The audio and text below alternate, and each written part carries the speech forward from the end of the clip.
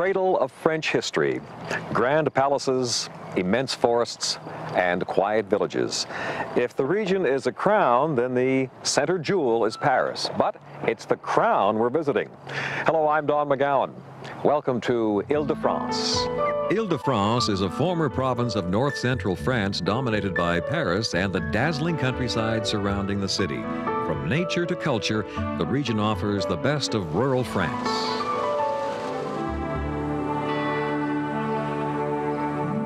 Vincent van Gogh was one of many painters who fell in love with Auvers.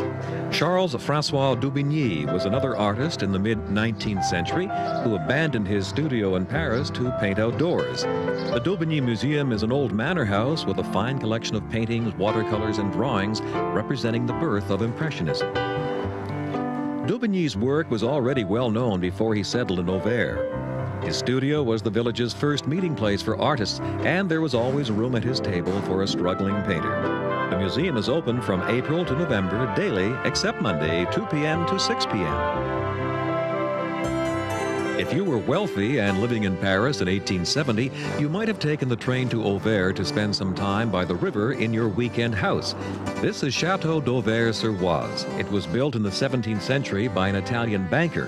Not surprising. It passed through several noble families until the end of the 18th century. From the gardens, you get a pleasant view of the town and the valley beyond. Inside the chateau, visitors step into the lives of the great Impressionists with a multimedia walkthrough presentation. In a cafe concert hall, you are part of the Belle Époque.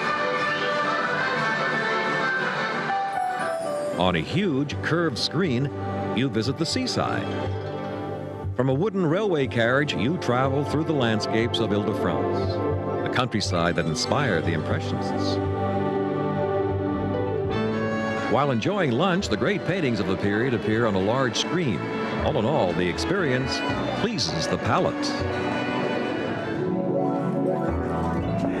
Ile de France is a paradise for antique hunters and lovers of bric-a-brac. From sunrise on Saturday to sunset on Monday, bargain seekers flock to the flea markets of Saint-Ouen. Now, if I can only find an early Chippendale. In the northeast section of Paris, the sprawling market of new and second-hand merchandise has been part of the city scene for over 100 years. 11 million curious shoppers every year visit the colorful flea market at Saint-Ouen.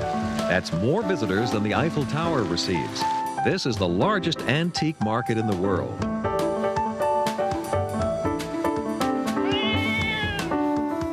Cafes line the streets and alleys. Have a latte before you smoke your credit card. It is an amazing mixture of fine pieces and junk. International bargain seekers love the stalls and shops operated by 2,500 dealers. Silverware, glassware, furniture, art deco, and textiles. If you have only half a day for shopping, this is the place to visit. There's a central office where you can arrange to ship your large articles. France was a major player in the development of early aviation, so it's not surprising to find several excellent aviation museums in this country. This one covers a period from 1909 to 1950. Many of its planes were seen in films like The Longest Day and Indiana Jones. This impressive aircraft museum is run entirely by volunteers. There are 75 planes in the collection. Amazingly, all can still fly and make regular appearances in air shows in France. Jean-Pierre Lefy is chief pilot and a founding member of the museum. He's been flying for 50 years. This one was built in 1911. It's the first aircraft which did the loop. Built by? By Blériot. It was originally a two-seater made for military people, and this one still have a rotating engine. Fly in Saturdays and Sundays, 2 to 7 p.m. 50 kilometers south of Paris, Courance is a lovely estate with beautiful trees, shrubs, and gardens. Courance owes its name to the 17 springs within its grounds, supplying the ponds and pools surrounding the chateau, a fine Louis XIII style house of brick and sandstone with a slate roof. The double horseshoe flight of steps leads to the reception rooms. The chateau was built in 1622. The rooms do not have that museum ambiance. You feel the family is away for a while.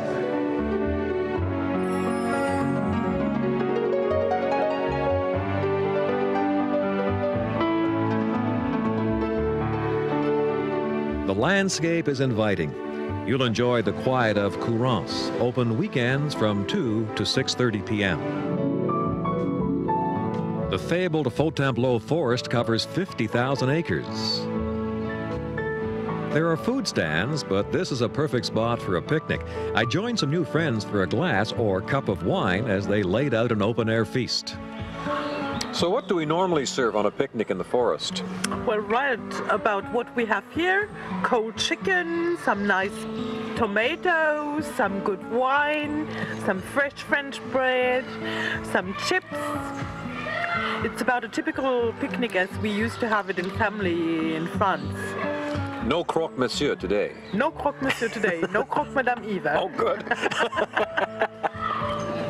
Fontainebleau Forest is wonderful for hiking, cycling, and horseback riding. The trails are marked in the Michelin Guide.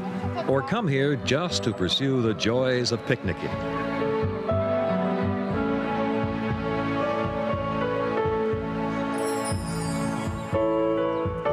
They came to be known as the Barbizon Group, those painters who left Paris to live and work at the edge of the forest of Fontainebleau.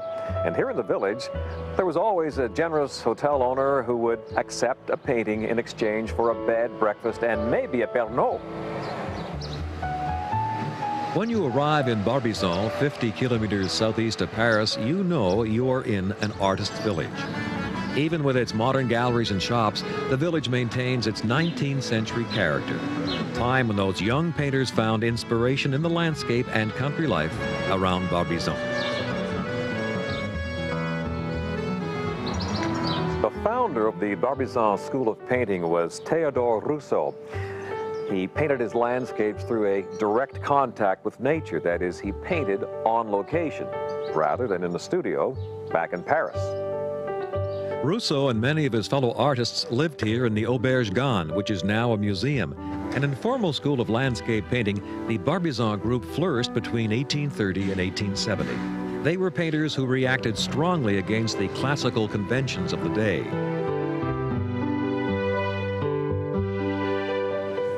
The artists who lived here literally left their mark on the place, painting on the walls and furniture, especially on rainy days.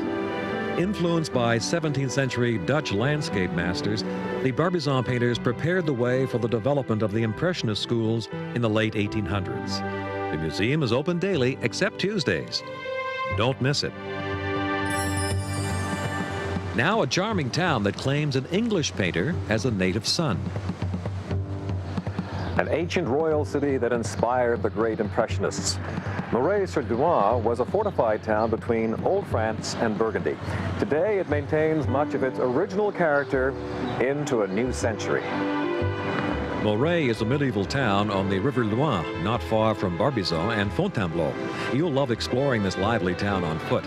It's another place in Ile de France that attracted the great Impressionists. This was the home of the English painter Alfred Sisley, who spent the last 10 years of his life in Moret, inspired by the romantic landscape surrounding the town. He died on January 29, 1899. An art teacher takes her young students past the famous painter's house. Moret's lovely water views were painted by other famous artists. Monet and Renoir both worked here.